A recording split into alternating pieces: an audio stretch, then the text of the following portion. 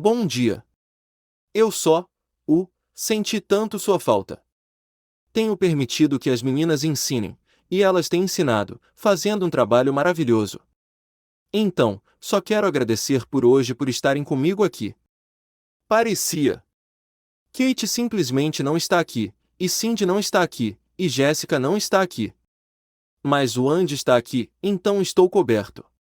Estou coberto. Sabe do que eu vou falar? Deixe-me te dizer sobre o que quero falar com você. Às vezes, a vida não se desenvolve do jeito que você quer. Não funciona. Há algo que interrompe a vida. Uma família, uma morte. Um problema com crianças. Educação. O exército, a marinha, a força aérea, seja lá o que for que se interpõe entre você e seus planos e só interfere, para. E toda vez que começo a ensinar sobre esse assunto, a primeira coisa que me vem à mente é Jonas, o profeta Jonas, o pequeno profeta Jonas. E vou contar a história dele porque algo interferiu nele e entrou nele que era impossível superar isso. Por exemplo, a palavra do Senhor, Jonas capítulo 1, chegou a Jonas, filho de Amitia. Então Deus envia uma palavra ao pequeno profeta. Levante-se. Vá para Nínive, aquela grande cidade, uma grande cidade. Levou 3 dias para atravessá-la, andando e chorando contra ela. Pois suas fraquezas aparecem diante de mim. Mas Jonas se levantou para fugir de Tarso, para Tarso, da presença do Senhor. E isso foi uma má decisão. De alguma forma, fuja da presença do Senhor. O livro de Jonas é um dos livros da Bíblia que por 5, 6, 7 vezes usa. Em 4 capítulos, usa esse tipo de coisa, fugindo da presença do Senhor. Agora fico pensando, como você pode fugir da presença do Senhor? Como você pode fazer isso? Você foi criado por Ele, ungido por Ele. Você é um profeta. E de repente, você não consegue decidir o que fazer. E então, tenho pensado nisso para mim, sobre como Deus domina minha vida, controla minha vida. Eu pertenço a Ele. Não tem como eu fugir dele. Não posso fugir dele. Na verdade, eu não posso. Tenho que correr até Ele, não dele. Em Lucas 12:7, há um versículo das Escrituras que me incomoda profundamente. Diz o seguinte: de fato, os próprios cabelos da sua cabeça estão todos numerados. Sabe?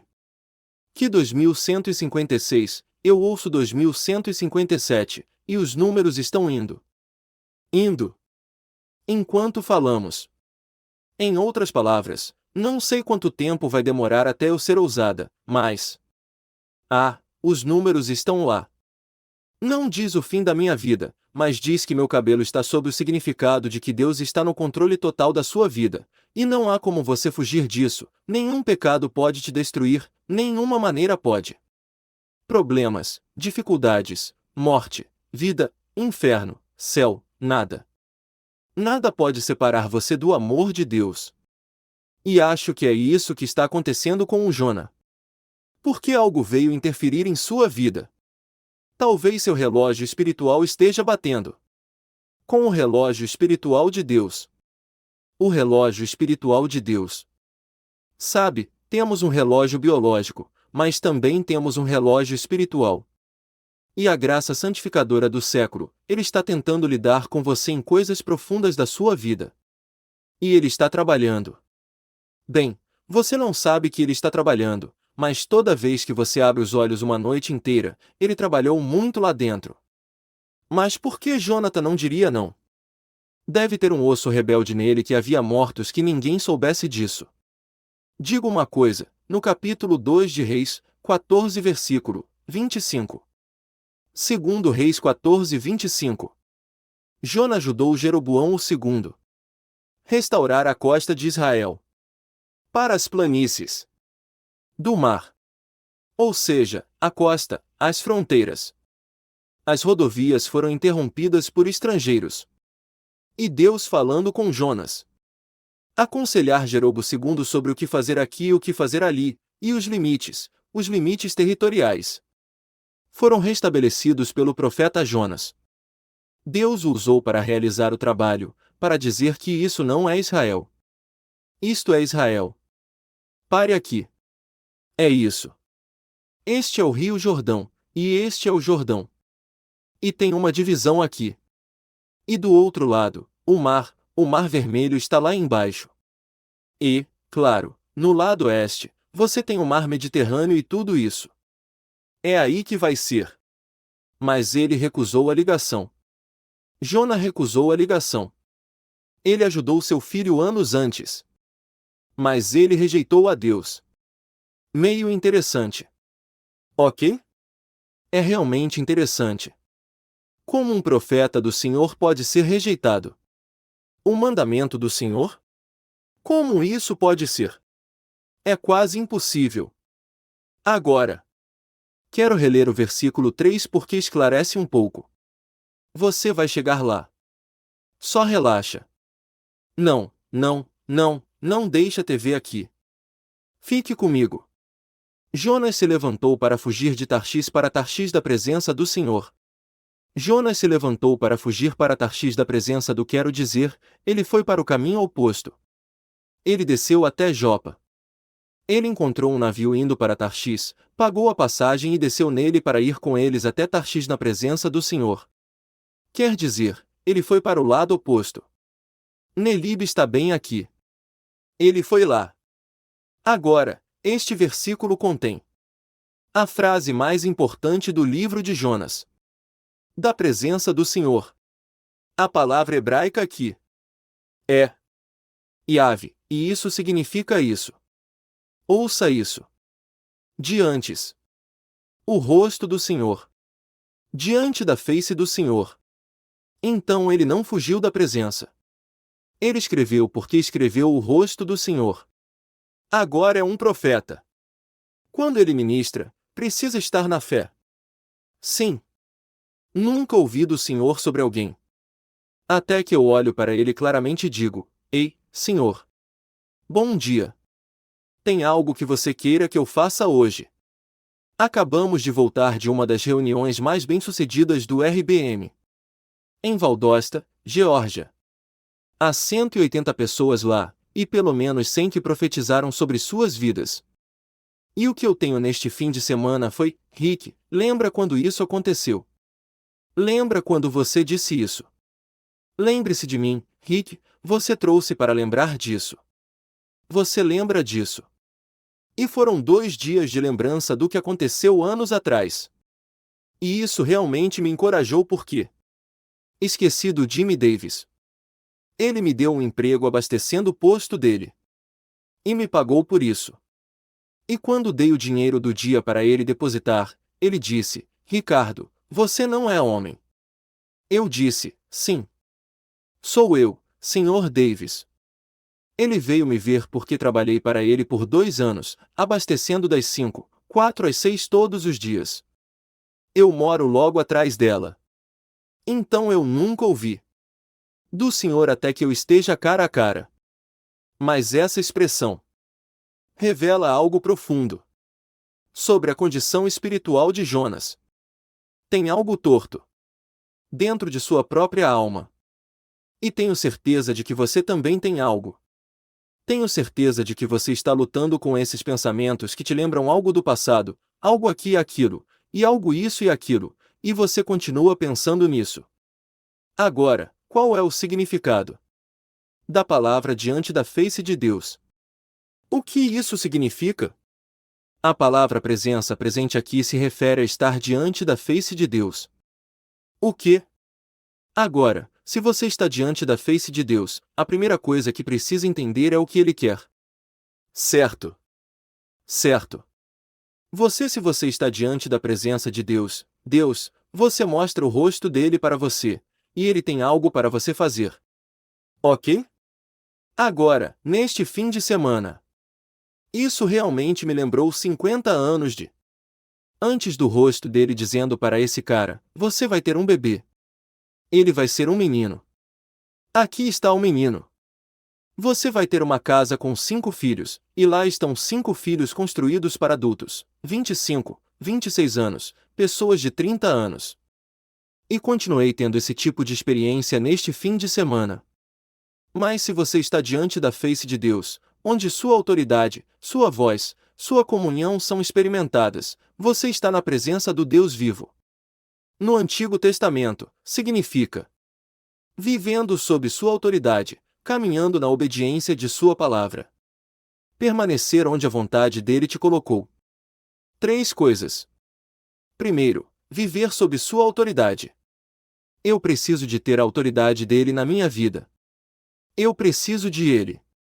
Sabe, eu fico pensando, para onde eu vou a partir daqui? O que vai acontecer comigo?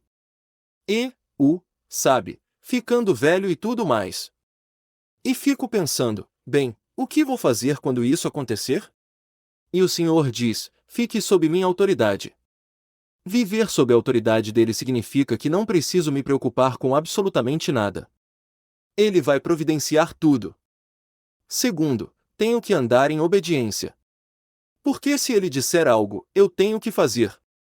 Se ele demonstrar sua vontade perfeita, eu tenho que fazer isso. Andar em obediência não é fácil. Não é fácil. É difícil, especialmente quando você está desesperado. Diante do rosto do Senhor, especialmente quando você não sabe o que fazer a seguir. Então, me diga, Andy, o que você está ouvindo lá em cima? Só queria que você ampliasse o fato de que Deus sempre te providenciou. E eu estava pensando. Quando uma vez você conheceu Tom Crane? Certo. Sim. Tom Crane estava no Brasil, e eu não sei. Eu não sou uma coisa familiar. Eu só sei a história que ele me contou de que, de alguma forma, ele e o cara que dirigia o carro foram instruídos a atravessar a ponte. E faça algo. Mas Tom teve que dar o dinheiro ao cara, e ele não tinha dinheiro para o pedágio voltar. O motorista só disse, deixe eu ver, confia no senhor. E alguém parou ao lado do carro, estendeu a mão e entregou exatamente o dinheiro que ele precisava para chegar ao pedágio. Certo. Agora conte outras histórias que você já teve, tipo. Bem, está aqui. Meu irmão chama Israel. Ele é taxista. Sim. E ele é muito limitado financeiramente porque dirigir táxi no Brasil simplesmente não é bom. Não é uma fonte de lucro. Não é um lucro. Então. Ele disse, você pode me ajudar? Então tenho economizado um pouco de dinheiro aqui dentro, lá dentro, aqui dentro, ali. E neste fim de semana, chegou uma oferta do Grupo do Sul. Isso, vai me ajudar a dar o dinheiro. Sim. E você não se preocupou nem um pouco, né? Bem, de certa forma, eu perdi e esqueci disso. Eu fui lembrado por ele hoje. Ele me mandou uma rosa e disse, que tal? Ele disse, está tudo feito. Não sei como vou enviar o dinheiro porque odeio a Western Union. Não sei o que fazer a seguir. Eu tenho grande confiança de que o Senhor lhe mostrará. Ok. Certo. Então você tem que viver sob a autoridade dele, andar sob a autoridade dele e permanecer sob a autoridade dele. Não mexa um músculo onde a vontade dele te colocou. Ele estava fugindo do chamado e da autoridade de Deus. Isso define que o que está do outro lado não vai agradar. Vamos dar uma olhada em alguém que se identifica no oposto de Jonathan, e seu nome é Elijah. No 1 Reis, 19 versos 1 e 2, 11, 2 e 12. Desculpa. 1 Reis 19, 11 e 12. Depois que Elias matou os profetas de Baal, ele entrou aqui na caverna da presença do Senhor. Ele estava fugindo de Jezabel. De onde ele acabará de estar sob a poderosa mão de Deus, morto por uma espada ferida, 450 profetas de Israel. Viu o fogo do céu descendo sobre o altar que preparou com 2 touros em quartos, touros de 1000 libras cortados em pedaços, e Deus lambeu tudo aquilo longe do céu. Se eu visse aquilo, se eu estivesse bem ali, eu. Em outras palavras, eu me tornei um servo. Até a morte, descuidado. Então estou te perguntando uma coisa. A próxima coisa que aconteceu neste capítulo 19, versículo 11, foi quando o Senhor passou. Então, no caso de Elias, o Senhor passou por encontrar uma forma de apresentá-lo à sua vontade perfeita. Já que ele estava correndo. Em relação ao Jonathan, Deus o chamou para ir a Nínive e ele rejeitou completamente. Não acho que Jonas tenha pensado que Elias estava rejeitando Deus ao fugir. Você está com medo. Você teve medo do que vai acontecer com você. Você já foi atormentado pela ideia de que não vai conseguir pagar essa conta. Você já passou por uma situação em que eu não sei o que fazer? O Senhor me disse para ir ao aeroporto em Atlanta e sentar fora do check-in e esperar.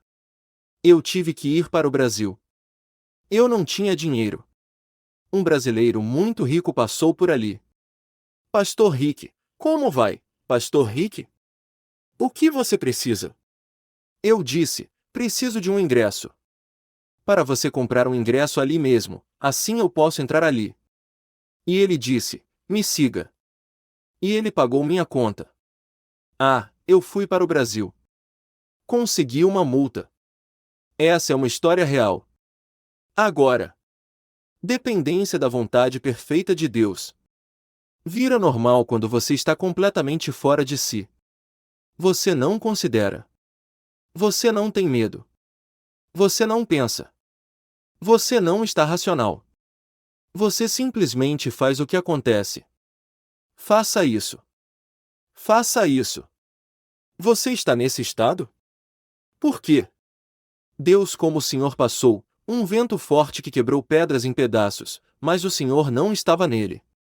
O terremoto que abalou todo o resto, Deus não estava nele. Um incêndio. Mas o Senhor não estava no fogo. De repente, uma voz pequena e calma. E Elijah ouviu. Por que Jonas fugiu da presença do que podia ouvir? Isso? Suas orelhas estavam. Tem algo dentro do pequeno profeta que o deixava burro e não consigo ouvir. Não conseguia falar, não ouvir. Idiota e o quê? Idiota, não conseguia falar. Mudo. Mudo. Não conseguia ouvir. Mudo. Não conseguia falar. Ele não conseguia falar. Então, sem mortes. Morte mudo, e deixe-me te fazer uma pergunta. Deus passou pelo profeta para mostrar que você fez um bom trabalho, Elijah. Eu te amo, Elijah. Você é especial para mim. E ao acalmá-lo, um garoto ainda pequeno, o que você perguntou? O que isso? A voz pequena e imóvel era? Escuta, Elijah. Quero que você entre ou unja o rei de Israel. Bem aí, e eu tenho um plano para a sua vida. E a vida do profeta era que ele foi pego em um turbilhão. E foi para o céu. Ele é o único profeta na Bíblia além de Moisés, que veio da eternidade para falar com Jesus. Em Enono na Transfiguração. Você é o Jonathan. Ou você é Elijah. Preciso saber disso. Porque se você está fugindo da presença do Senhor, é a pior coisa que pode fazer. O Senhor não vai abençoar sua vida. O Senhor não vai fortalecer sua vida. O Senhor vai ungir sua vida. Você vai lutar com a vida todos os dias. Como Deus. Mudar a opinião do profeta. Foi algo doloroso. O Senhor enviou um grande vento no mar. Versículo 4. Houve uma tempestade poderosa no mar, de modo que a nave parecia que estava quebrada. A nave parecia que estava quebrada. No caso de Elias, o vento quebrou as pedras, mas Elias não conseguiu ouvir Deus. No caso de Jonas, o vento está prestes a quebrar o navio, e ele sabe que é a causa disso. A convicção do Espírito Santo de que você está à vontade de Deus é dolorosa, mas faz com que você fique mudo e não consiga ouvir, mudar. Você fede, não consegue escapar, mas não consegue escapar. Você não pode fugir do Senhor. Lembre-se. Você é diante da face de Deus. Ele te chamou para fazer o que você está fazendo. Ele te unge para fazer o que está fazendo. Ele me deu poder para fazer o que você está fazendo. E não tem como colocá-lo em segundo lugar porque, se fizer isso, você vai embarcar em um navio e o navio vai se despedaçar e você vai morrer no meio do mundo do mar de julgamento. Então, qual é a diferença entre dois pro? Um matou 450 profetas de Baal e teve medo de uma mulher. O outro não podia fazer e abençoar 120.000 pessoas. E assim Deus o esposa, um evento revelador. Querem ser considerados um dos castigos mais horríveis que um homem, um profeta, podem ter diante de Deus. Agora a presença do Senhor era dentro da baleia. Mas também peixe morto, também ar putrefado. Também escuridão. Imagine estar no escuro, pulando daqui e pulando dali, movendo-se daqui e batendo nessa parede, derrubando aquela parede dentro da baleia. Por que dentro da baleia? Para que ele possa estar vivo e não sair impune.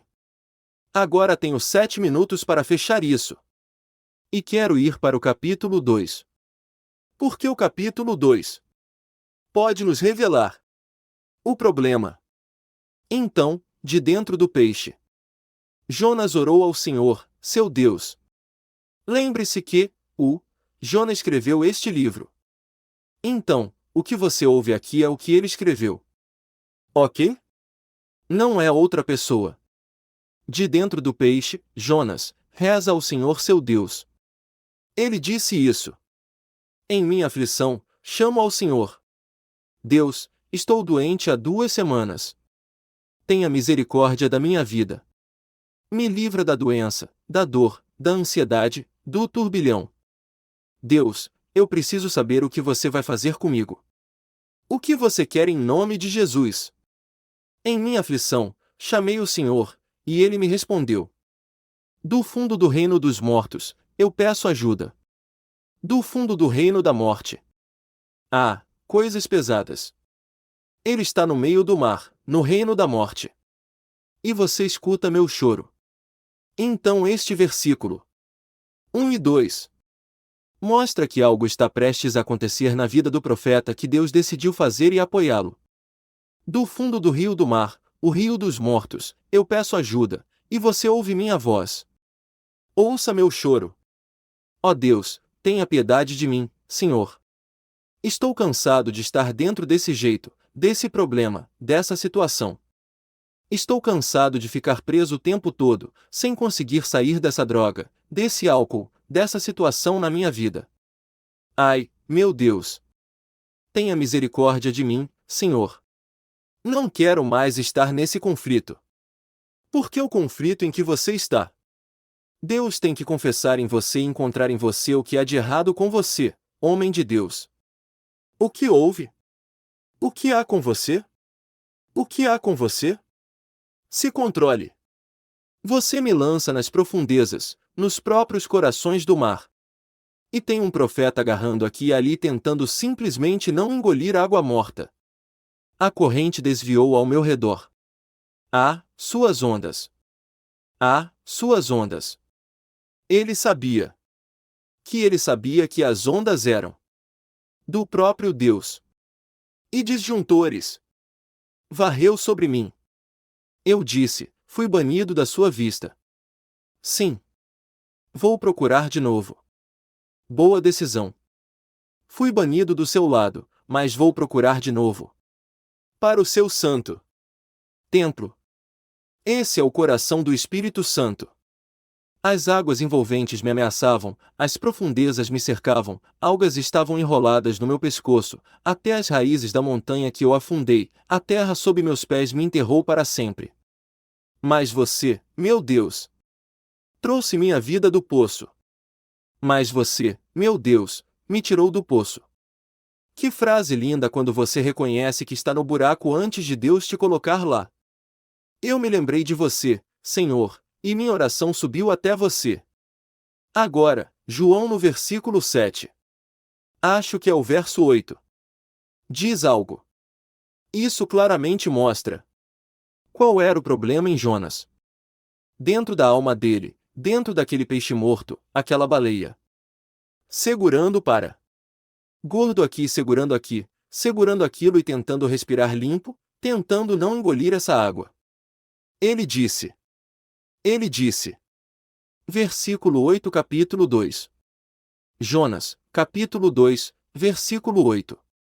Aqueles que se agarram para ídolos inúteis perderiam a graça que poderia ser deles.